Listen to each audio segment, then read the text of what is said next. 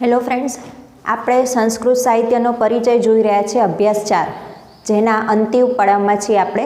હવે આયુર્વેદ વિશે થોડું સમજવાનું છે, કારણ કે આયુર્વેદ એ પણ સંસ્કૃત સાહિત્યમાં જ લખાયેલો એક ગ્રંથ છે. તો આયુર્વેદનો મતલબ શું થાય છે? આયુ એટલે આયુષ્ય અને વેદ એટલે જ્ઞાન. તો આયુષ્ય વિશેનું જ્ઞાન એટલે આયુષ્ય વધારવા માટેનું જ્ઞાન, અથવા તો આપણું જે આયુષ્ય છે એ સચવાઈ રહે એના માટે શું શું કરવું જોઈએ એના વિશેનું જ્ઞાન. એટલે સરળ ભાષામાં કહીએ તો આપણે આપણા શરીરને કેવી રીતે સ્વસ્થ રાખી શકાય અને કેવી રીતે લાંબુ આયુષ્ય આપણે જીવી શકીએ તેના માટે શું શું પ્રયોજન હોય છે. રોગ થાય તો રોગમાંથી મુક્તિ કેવી રીતે મેળવવી અને રોગને થવા જ ન દેવા, આ બધી જુદી જુદી બાબતો ઉપર ધ્યાન આપતું શાસ્ત્ર એટલે આયુર્વેદ, જે પણ આપણા વેદ સમયનું છે એવું માનવામાં આવે છે. કારણ કે ઋગ્વેદમાં પણ એનો ઉલ્લેખ જોવા મળે છે અને અથર્વવેદમાં પણ એનો ઉલ્લેખ જોવા મળે છે. હવે આયુર્વેદ એટલે જૂના જમાનાનું આપણે તબીબી શાસ્ત્ર એ રીતે ઓળખીશું. અત્યારે જેને આપણે મેડિસિન કહીએ છીએ નવા જમાનામાં, તો એ રીતે તબીબી શાસ્ત્ર કહેવાતું હતું. એટલે કોઈ પણ રોગ હોય, કોઈ વ્યાધિ હોય, અથવા તો એનાથી પણ વિશેષ આપણી જીવનશૈલી કેવી રીતે સારી કરી શકાય તેના વિશેનું જ્ઞાન આપતો ગ્રંથ એટલે આયુર્વેદ. એટલે ફોકસ એ રીતે રાખવાનો છે કે શરીરને નવજીવન આપે એવો ગ્રંથ છે, એમાં બધું લખેલું છે એ મુજબ. બીજું, શરીરને સ્વસ્થ કેવી રીતે રાખવું એના વિશેની વાત છે.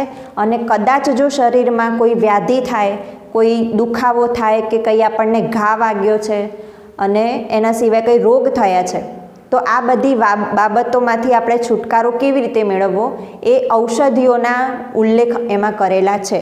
જેમ અત્યારે આપણે મેડિસિન લઈએ છીએ, દવા લઈએ છીએ, જેમાં બધા રસાયણો છે, જે કોઈ નેચરલ તત્વો હોતા નથી, પ્રાકૃતિક તત્વો નથી લેતા. આપણે કેમિકલ દ્વારા બનાવેલી દવાઓનો ઉપયોગ કરીએ છીએ. તો એ જમાનામાં એટલે જ્યારે આયુર્વેદનો ઉદ્ભવ થયેલો હતો ત્યારે આવા કોઈ જ પ્રકારના કેમિકલવાળી દવા અસ્તિત્વમાં હતી જ નહીં. એટલા માટે પ્રકૃતિ દ્વારા જે તત્વો પ્રાપ્ત થયા છે, કોઈ ફૂલ, છોડ, વૃક્ષ, ઔષધિઓ, એમાંથી જ પ્રયોગો કરીને ખ્યાલ આવ્યો કે આવો કોઈ છોડ હોય અથવા તો આવા કોઈ પાંદડા હોય કે ફૂલ હોય, એનો ઉપયોગ આ રીતે થઈ શકે છે. તો આમ જૂના સમયથી લઈને આજ સુધી હજુ પણ આયુર્વેદ પોતાનું અગત્યનું મહત્ત્વ ધરાવે છે. અને આજે તો જોવા જઈએ તો જે અત્યારનું મેડિસિન છે એ પણ કેટલે ઘણે અંશે પાછળ પડ્યું છે અને લોકો આયુર્વેદ તરફ જ વળ્યા છે. કારણ કે એમાંથી જ આફ્ટરઓલ આપણને ખ્યાલ આવે છે કે રસાયણ વગરનું જે છે એ બાબતો જ આપણા શરીર માટે સારી છે. અત્યારે આપણે રસાયણવાળી દવાઓ લઈએ છીએ રોગ માટે, તો એ કેટલેક અંશે આપણા માટે ગંભીર છે એવું સાબિત પણ થઈ ચૂક્યું છે. એટલે આજે તો માત્ર ભારત જ નહીં પરંતુ સમગ્ર વિશ્વ એ આયુર્વેદ તરફ વળેલું છે, જેનું આપણને ભારતીય તરીકે અભિમાન હોવું જરૂરી છે. કારણ કે ભારતમાં આનો ઉદ્ભવ થયેલો છે અને આપણા ગ્રંથનો એ લોકો ઇંગ્લિશમાં કે કોઈ જુદી ભાષામાં ટ્રાન્સલેશન કરીને ત્યાં આના તરફ વળ્યા છે. તો જોઈએ કે આયુર્વેદમાં બીજું શું શું છે. અને ખાસ કરીને એના 3 પ્રવક્તાઓ રહેલા છે, જે આપણે ટાઇટલમાં લખ્યું છે કે ધન્વંતરી, ચરક અને સુશ્રુત. આ 3 મહર્ષિઓએ ખાસ કરીને આયુર્વેદમાં યોગદાન આપ્યું છે. એટલે એ ગ્રંથ લખવામાં એમનું બહુ યોગદાન રહ્યું છે. તો આયુર્વેદ એ ઋગ્વેદ, આપણે 4 મુખ્ય વેદો છે, ઋગ્વેદ, સામવેદ, અથર્વવેદ. આ વેદમાંથી ઋગ્વેદની અંદર એનું મૂળ છે એવું કહેવામાં આવે છે. એટલે ઋગ્વેદ એ સૌથી જૂનામાં જૂનો વેદ છે. બાકીના 3 વેદ તો ધીમે ધીમે થોડા સમયના અંતરે અસ્તિત્વમાં આવ્યા છે. એટલે જેટલો ઋગ્વેદ જૂનો છે એટલું જ આયુર્વેદ જૂનું છે. એટલે લગભગ આજથી 3 થી 4 હજાર જેટલા વર્ષો પહેલાંની વાત છે, ત્યારથી આ આયુર્વેદ અસ્તિત્વમાં આવ્યું છે. એટલે ઋગ્વેદમાં એનો ઉલ્લેખ કરેલો છે અને અથર્વવેદમાં થોડો વધારે ઉલ્લેખ કર્યો છે. ઋગ્વેદમાં લગભગ ઔષધિઓને લગતું જ્ઞાન છે, જ્યારે અથર્વવેદમાં એવી પ્રક્રિયાઓ બતાવવામાં આવી છે, તબીબી રીત બતાવવામાં આવી છે કે જેનાથી રોગ ન થાય, અથવા તો રોગ થયો છે તો એને કેવી રીતે કાબૂમાં લાવી શકાય. એટલે અથર્વવેદ સુધી એના મૂળ પણ રહ્યા છે. અને અથર્વવેદમાં મોટાભાગનું આયુર્વેદનું છે. એટલે આયુર્વેદ એ અથર્વવેદનો ઉપવેદ એવું પણ કહેવામાં આવે છે. હવે આ 3 સંહિતાઓના નામ લખ્યા છે, ચરક સંહિતા, કાશ્યપ સંહિતા અને સુશ્રુત સંહિતા. આ અગત્યના આયુર્વેદના ગ્રંથો છે. એટલે મૂળ ગ્રંથ આયુર્વેદ અને એમાંથી પણ જુદા જુદા ગ્રંથો બહાર પડેલા છે, જેમાંથી આ 3 મુખ્ય ગ્રંથો છે અને જુદા જુદા ઋષિઓએ લખેલા છે. તો આયુર્વેદને આપણે એ રીતે જ સમજવાનું છે કે જેમાં ઔષધિનો ઉલ્લેખ થાય છે, જે પ્રાકૃતિક રીતે મળી આવે છે, જેમાં કોઈ રસાયણો લગભગ જોવા મળતા નથી અને માત્ર રોગ નિવારણની બાબતો નથી, આપણા શરીરમાં રોગ થાય જ નહીં એ માટેની ખાસ ચર્ચા કરેલી છે અને આપણે આપણી જીવનશૈલી કેવી રીતે સારી બનાવીએ એ બાબતોની ચર્ચા થયેલી છે. તો આયુર્વેદના જે આપણને આપણી સુધી આયુર્વેદ કેવી રીતે પહોંચ્યું, તો એના માટેના અહીંયા પગલાં લખેલા છે. આયુર્વેદના પ્રવર્તક નીચે મુજબ. તો સૌપ્રથમ બ્રહ્માજીને જ્ઞાન થયું છે. એટલે બ્રહ્માજી પોતે જ એ આયુર્વેદના પ્રવર્તક ગણાય છે. બ્રહ્માજી દ્વારા અશ્વિની કુમારો સુધી આ જ્ઞાન પહોંચ્યું અને અશ્વિની કુમારો એ દેવોના વૈદ્ય કહેવાય છે. એટલે આ અશ્વિની કુમારોનું કામ જ એ હતું, વૈદ્ય તરીકે જ એમને ઉપમા મળેલી હતી અને કંઈ પણ પ્રોબ્લેમ હોય કે રોગ હોય કે કોઈ બાબત હોય જેનું નિવારણ લાવી શકતા ન હોય તો એના માટેનું કામ આ લોકો કરતા હતા. એટલે બ્રહ્માજી પાસેથી જ્ઞાન મેળવ્યું અશ્વિની કુમારોએ, જે દેવોના વૈદ્ય તરીકે ઓળખાય છે. ત્યારબાદ એમના દ્વારા ઇન્દ્રને આ આયુર્વેદ વિશેનું જ્ઞાન પ્રાપ્ત થયું. ઇન્દ્ર દ્વારા મહર્ષિ ભારદ્વાજને પહેલાં તો જ્ઞાન પ્રાપ્ત થયું અને એ મહર્ષિ ભારદ્વાજના પછી જુદા જુદા ઘણા લોકોને જ્ઞાન પ્રાપ્ત થયું. જુદા જુદા લોકોએ આ મુજબ ગ્રંથો પણ લખેલા છે અને ધીમે ધીમે ધીમે કરતાં આખા ભારત વર્ષમાં એનો ફેલાવો થઈ ગયો. ભારત વર્ષ એટલે આપણું ભારત, જે એ સમયમાં એને ભારત વર્ષ તરીકે આપણે ઓળખતા હતા, નામ જ ભારત વર્ષ હતું.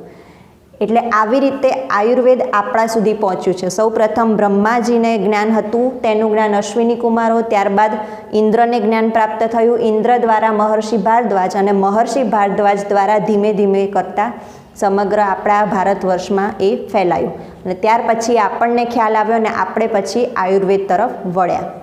તો આવા આયુર્વેદના ટોટલ 8 અંગો રહેલા છે.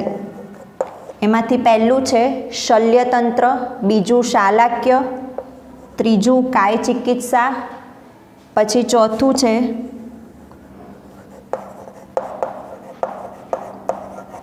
ભૂતવિદ્યા અથવા તો અમાનવીય કે અતિમાનવીય તત્વોથી બચાવ, પાંચમું છે બાલ ચિકિત્સા, છઠ્ઠું વિષતંત્ર, સાતમું રસાયણ તંત્ર અને આઠમું વાજીકરણ. આ આયુર્વેદના 8 અંગો એ તમારે યાદ રાખવા જરૂરી છે. આ નામ યાદ રાખવાના છે અને કયા અંગનો શું મતલબ થાય છે એ તમારા માટે જરૂરી છે બોર્ડની એક્ઝામને ધ્યાનમાં લઈને, કે આયુર્વેદના 8 અંગો જણાવો એવો પ્રશ્ન પૂછાઈ શકે છે. એટલે આ રીતે આ સિક્વન્સમાં જ લખવું જરૂરી છે. તો આ તમે થોડું નોટ ડાઉન કરી લેજો અને સમજી પણ લેજો. તો હવે શલ્યતંત્ર એટલે આ જે કૌંસમાં લખ્યું છે એ અત્યારે શું કહેવાય, આપણી જનરલ મેડિસિન અત્યારે જે છે, જે રીતની આપણે હોસ્પિટલ જોઈએ છે, દવા જોઈએ છે, આજના જમાનામાં આ બધા શબ્દોનો અર્થ શું થાય છે એ બ્રેકેટમાં લખ્યું છે.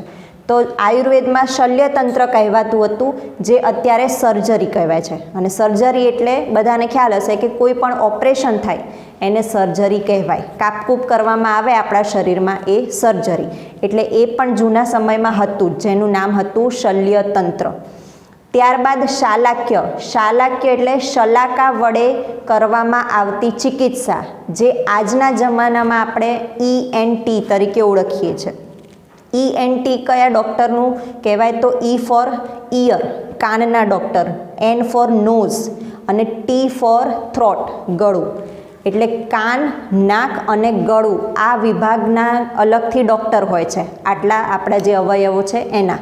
તો આ 3 વિભાગમાં જે કંઈ પણ ઉપચાર કરવામાં આવે છે એને કહેવાય શાલાક્ય. જે શલાકા વડે ચિકિત્સા કરવામાં આવે છે તે શાલાક્ય, જે અત્યારે ENT તરીકે આપણે ઓળખીએ છીએ. એટલે કે કાનને લગતો કોઈ પ્રોબ્લેમ હોય, ગળાને લગતો કોઈ પ્રોબ્લેમ હોય અથવા તો નાકને લગતો કોઈ પ્રોબ્લેમ હોય.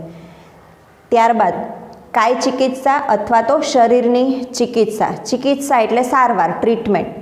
જેને આપણે જનરલ મેડિસિન કહીએ છીએ અત્યારે, જે સામાન્ય રીતે આપણે જે જોઈ રહ્યા છે, અનુભવી રહ્યા છે, દવાઓ લઈએ છીએ, બીમાર પડીએ છીએ, આ બધું જે નોર્મલી દવા લેવાની વાત છે, જેને આપણે જનરલ મેડિસિન કહીએ છીએ, એ કાય ચિકિત્સા કહેવાય છે, અથવા તો પછી શરીર ચિકિત્સા. એટલે શરીરની અંદર નાના મોટા કોઈ પણ પ્રોબ્લેમ હોય કે રોગ હોય તો એનો ઉપચાર કરવો, એ કાય ચિકિત્સા. ત્યારબાદ છે ભૂત વિદ્યા, અમાનવીય અથવા તો અતિમાનવીય તત્વોથી બચાવ. આ મેટર પણ આયુર્વેદમાં સમાવેશ કરવામાં આવ્યો છે. ભૂત વિદ્યાનો અમાનવીય એટલે જે માનવનું ન હોય એવું, એટલે આપણા બસની વાત નથી એવું કોઈક તત્વ, અથવા તો અતિમાનવીય તત્વ. આ બધાથી આપણે બચાવ પ્રાપ્ત કરી શકીએ. કેવી રીતે? તો એના વિશે પણ અહીં આપણને ઉલ્લેખ જોવા મળે છે. એટલે એ પણ એક આયુર્વેદનું મહત્ત્વનું અંગ બની રહે છે, જે આપણને અત્યારે જનરલ મેડિસિનમાં જોવા મળતું નથી. આજના જમાનામાં જે મેડિસિન છે એમાં આપણને કોઈ આ મેટરની દવા કરી આપતું નથી. એટલા માટે જ કહેવાયું છે કે આયુર્વેદ એ સંપૂર્ણ ગ્રંથ છે આપણા માટે, જેમાંથી આપણને આપણા કોઈ પ્રોબ્લેમ થયા છે તો એ દરેક પ્રોબ્લેમને સોલ્વ કરી આપનારો એકમાત્ર ગ્રંથ, જે શારીરિક પણ હોઈ શકે પ્રોબ્લેમ અને માનસિક પણ હોઈ શકે. આ બધાનો ઉપચાર આયુર્વેદ કરી આપે છે. ત્યારબાદ છે બાલ ચિકિત્સા. બાલ ચિકિત્સા ઉપરથી ખ્યાલ આવી જાય કે બાળકોને માટે કરવામાં આવતી ચિકિત્સા, સારવાર, જેને કૌમાર ભૃત્ય કહેવામાં આવે છે, અને આજની તારીખમાં જેને પીડિયાટ્રિક્સ કહેવાય છે ઇંગ્લિશમાં. પીડિયાટ્રિક્સ એટલે બાળકોની સારવાર. ત્યારબાદ વિષતંત્ર. વિષ એટલે ઝેર, જેને અગધ તંત્ર કહેવામાં આવે છે. એટલે જુદા જુદા પ્રકારના વિષ અને તેનાથી બચાવ એ માટેની ચર્ચા આ ભાગમાં થયેલી છે. તો જુદા જુદા પ્રકારના વિષ વિશે બાબતો કઈ હોઈ શકે, કેવું વિષ અથવા તો કયા પ્રાણીનું વિષ કેવું અસર કરે છે આપણને. એટલે પહેલાં તો વિષ કેટલા પ્રકારના છે એના માટેની બધી માહિતી આપેલી છે, અને કદાચ જો કોઈનો ડંખ આપણને વાગ્યો હોય, આપણા શરીરમાં વિષ જતું રહ્યું હોય, તો તેનાથી બચાવ કેવી રીતે કરવો તેની પણ ચર્ચા આ વિષતંત્ર નામના વિભાગમાં થયેલી છે. ત્યારબાદ રસાયણ તંત્ર. અમુક રાસાયણિક ઔષધો અને તેના ઉપયોગો, ક્યારેક જ ઉપયોગમાં આવે એવા રસાયણો. જનરલી આયુર્વેદ એટલે ટોટલી પ્રકૃતિ ઉપર આધાર રાખનારો વેદ છે, ગ્રંથ છે, અને એમાં જેટલી પણ ઔષધિઓની આપણે વાત કરીએ તો 100% નેચરલ જ હોય છે. પણ ક્યારેક એવું બને કે કંઈક મિશ્રણ કરીને કેમિકલની પણ જરૂર પડે છે, તો એની પણ એ પણ આ રસાયણ તંત્ર નામના ભાગમાં એનો ઉલ્લેખ થયેલો છે. અને 8મું છે વાજીકરણ. વાજીકરણ એટલે શક્તિ પ્રાપ્તિના ઉપાયો.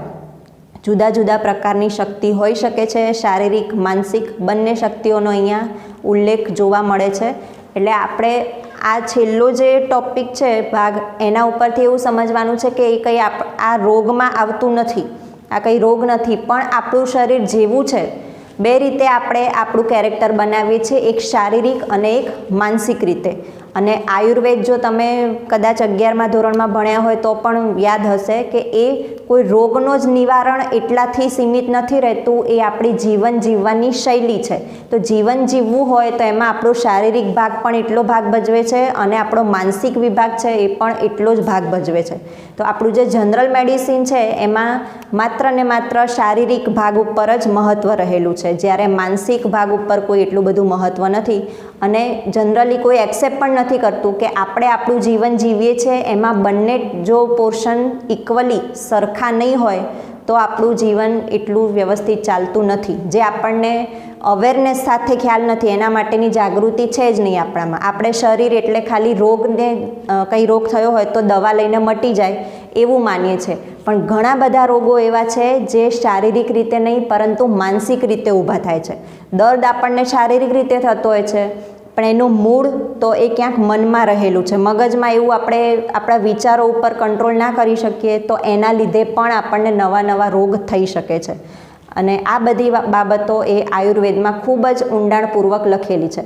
એટલે કેવું ખાવું જોઈએ, કેવા વિચાર કરવા જોઈએ, કેવું પહેરવું જોઈએ, કઈ જગ્યાએ રહેવું જોઈએ, આપણી આસપાસનું વાતાવરણ કેવું હોય, આ બધું ધ્યાનમાં રાખીને જો આપણે જીવીએ તો આપણે ટોટલી સ્વસ્થ રહી શકીએ. એના ઉપર આખું આયુર્વેદ રહેલું છે. એટલે માત્ર રોગોનું નિવારણ નહીં, પરંતુ સારું જીવન કેવી રીતે જીવાય એ બધું. એટલે 8મો જે ભાગ છે એ એના માટેનો જ છે ખાસ, કે શક્તિ જુદા જુદા પ્રકારની આપણે કેવી રીતે પ્રાપ્ત કરી શકીએ. મતલબ કે આપણું મન જે મુજબ આપણને લઈ જાય એ મુજબ આપણે શક્તિશાળી થઈએ છીએ. મોટા ભાગે બધા એવું માને છે કે શારીરિક રીતે જે બળ ધરાવતું હોય એ શક્તિશાળી, પણ એવું કેટલેક અંશે ખોટું છે. કારણ કે શક્તિ એ પહેલાં મનથી આવે છે. આપણે મગજથી જો ઢીલા હોઈશું અને શરીર ગમે તેટલું મજબૂત હોય પણ એ કશું કામ કરવાનું નથી. જ્યારે શરીર ગમે તેટલું નબળું હોય પરંતુ મગજથી અથવા તો મનથી એકદમ કઠોર હોઈએ તો પછી આપણને કોઈ વાંધો આવતો નથી. એટલે આ રીતે આપણે આયુર્વેદને સમજવાનું છે કે માત્ર રોગ નિવારણ નહીં, પરંતુ રોગ થાય જ નહીં પહેલાં એવી લાઈફસ્ટાઈલ જીવવાની છે. ખાવા પીવાથી માંડીને તમે ક્યાં રહો છો, કેવા વિચાર કરો છો, આ બધું ડિટેલમાં આયુર્વેદમાં કહેવામાં આવ્યું છે. તો આપણો ફોકસ આ પ્રશ્નમાં આયુર્વેદનો ઇતિહાસ ક્યાંથી છે તો ઋગ્વેદથી છે એવું આપણે ખાસ ધ્યાનમાં રાખવાનું છે. અને આ જે 8 ભાગ બતાવવામાં આવ્યા છે આયુર્વેદના અષ્ટાંગો, આ 8 ભાગના નામ તમને આવડવા જોઈએ.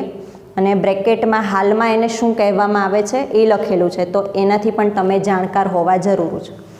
તો આટલું આપણે શોર્ટમાં અત્યારે જોઈએ. હવે પછી મહર્ષિઓ આયુર્વેદ વિશે શું કહે છે એ પછી જોઈએ. Thank you.